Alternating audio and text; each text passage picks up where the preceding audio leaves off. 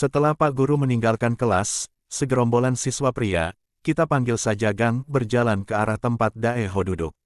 Daeho memperhatikan papan nama yang terpasang di baju Hyein. Nama yang sama dengan adiknya. Hyein, para geng itu mengejek Hyein, dan sepertinya, para geng itu sering melakukannya. Ketika salah satu geng itu lingkarkan tangannya ke pundak Daeho. Dengan dingin, Daeho menangkis tangan ketua gang. Daeho dan para anggota gang telah berada di atap sekolah.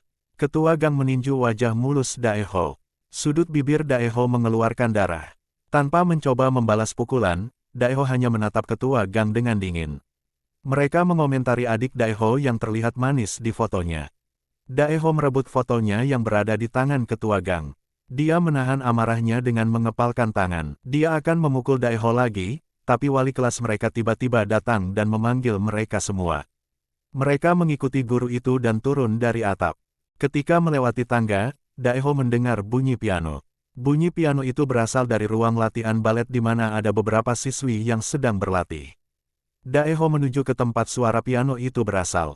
Sesampainya di depan ruang latihan balet, Daeho melihat Hyein yang sedang mengintip siswi-siswi yang sedang berlatih. Di sekolah, Pak Guru menyuruh siswa yang datang terlambat untuk membersihkan kelas. Setelah Pak Guru pergi, para anggota gang yang datang terlambat malah menyuruh Daeho untuk membersihkan kelas.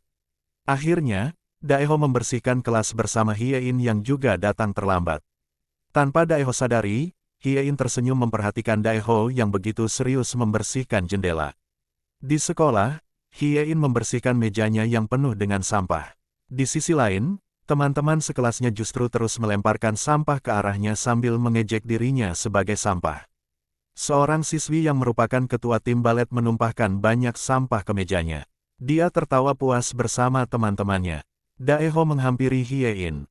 Dia membantu Hyein membersihkan mejanya. Ketika pelajaran berlangsung, Daeho terlihat sedang melamun. Hyein menatap Daeho sebentar kemudian kembali mengerjakan tugasnya.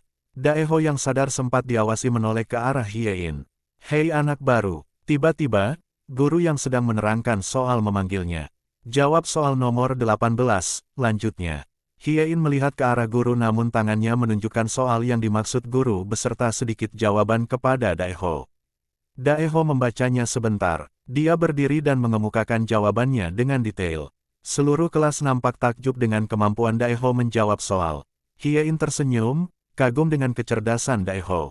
Dia memperbaiki jawabannya. Guru pun memuji kecerdasan Daeho. Daeho berada di ruang latihan balet.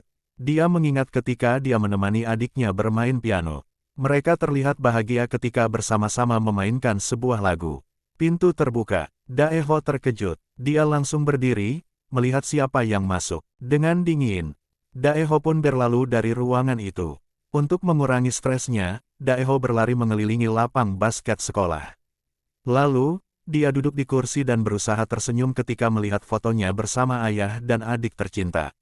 Dia mendengar suara ribut yang berasal dari lab kimia di dekat gedung olahraga.